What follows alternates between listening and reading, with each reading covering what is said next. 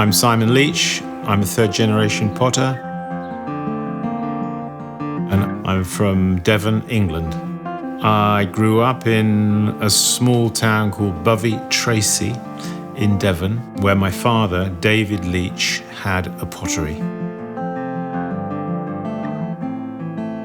He would take on students or take on apprentices. So I grew up in that atmosphere with clay everywhere. Then I would go into the pottery, and sometimes as a child, as a boy, and my father would chase me out and say, disturbing the students.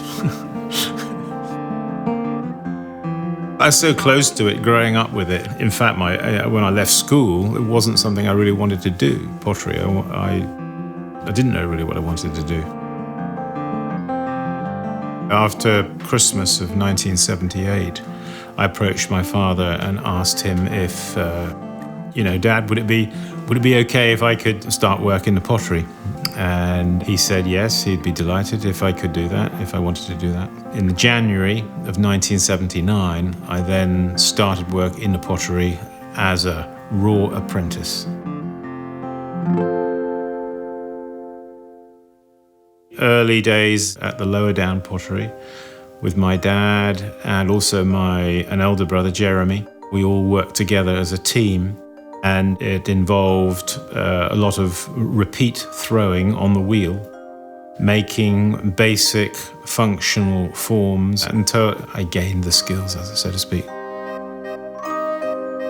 I think when I started working for Dad in a pottery in 1979, I'd come back from traveling. I didn't have any money. I just asked my dad, could I work for a short time? I was thinking of maybe going off traveling again, but I got slowly interested in ceramics and pottery. It wasn't something that, while I worked for Dad, was a burning passion. It developed over time.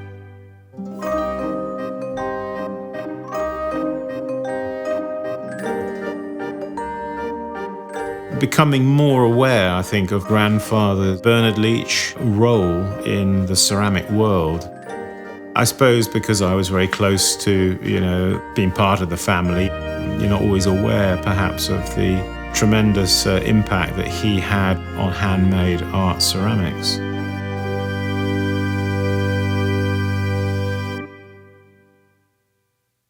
So the influence, as I was slowly immersed in it, because of working with it and alongside, my father, I began to appreciate a lot of the qualities of Eastern, Oriental ceramics, both Chinese, Korean, and Japanese.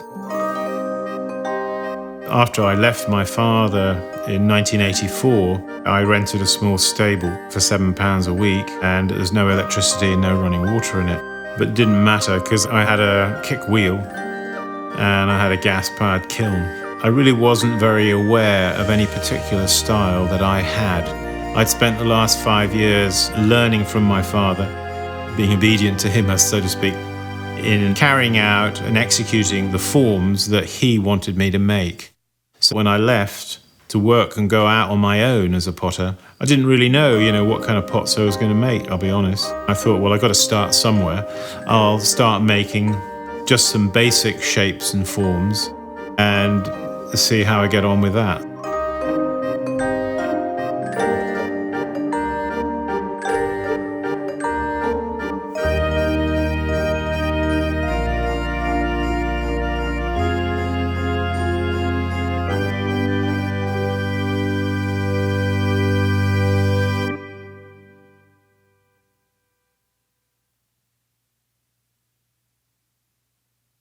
I always liked doing raku work because of its spontaneity, the colours that you could achieve, some of the crackle glazes and things like that really appealed to me. And yes, it was definitely a change from what I had been used to doing, which was cone 10 reduction stoneware firing. So this was something completely different, and it was like refreshing to me, and I enjoyed doing that for a spell.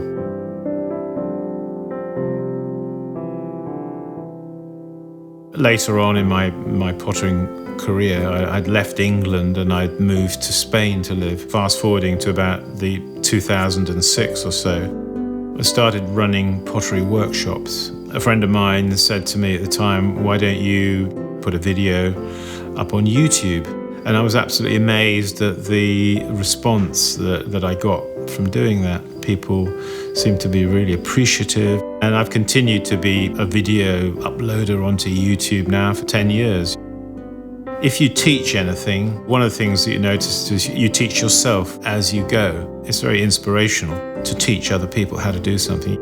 Talking through the process as I do it, I think people appreciate.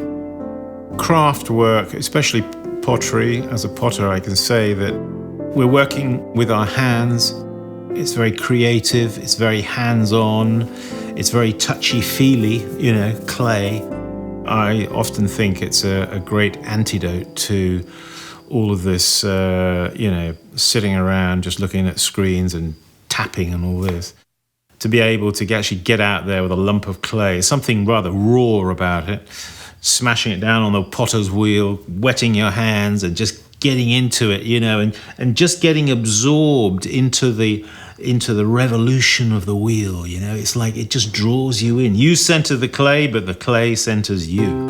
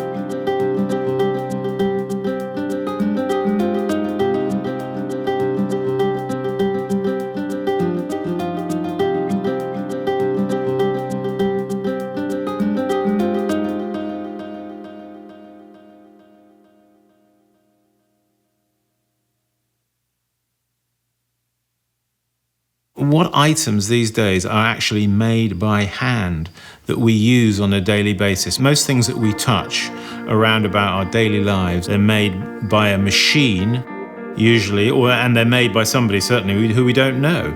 So, I mean, I think that adds a very nice and important touch to our lives. And that's why I think handmade items, craft-made, artisan-made things are important things that we need in our lives.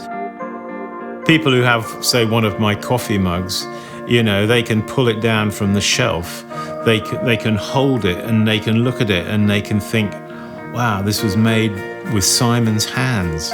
Maybe not my hands, maybe another potter's hands, but what I mean is it's a very personal expression.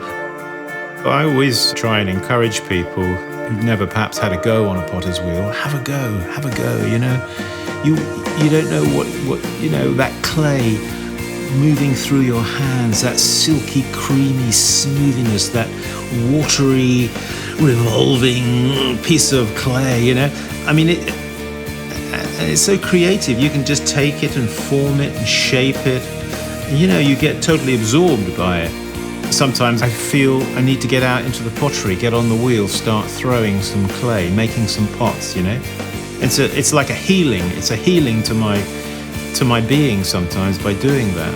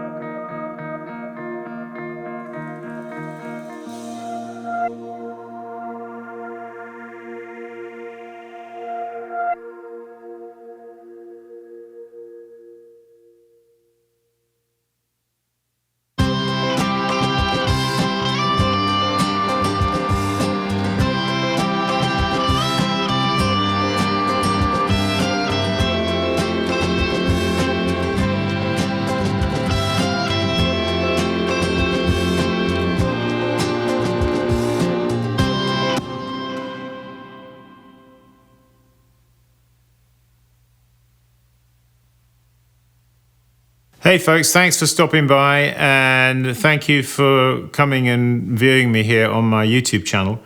I hope it's been helpful to you and inspiring to you. If you're interested in workshops, we do offer workshops here, hands-on workshops. You can find details about that on my website, simonleachpottery.com. You can also write to me at simonleachpottery@gmail.com. So please do that, and also please give me a thumbs up and hit the subscribe button. I'd really appreciate it. Hey, keep practicing. I'll see you soon.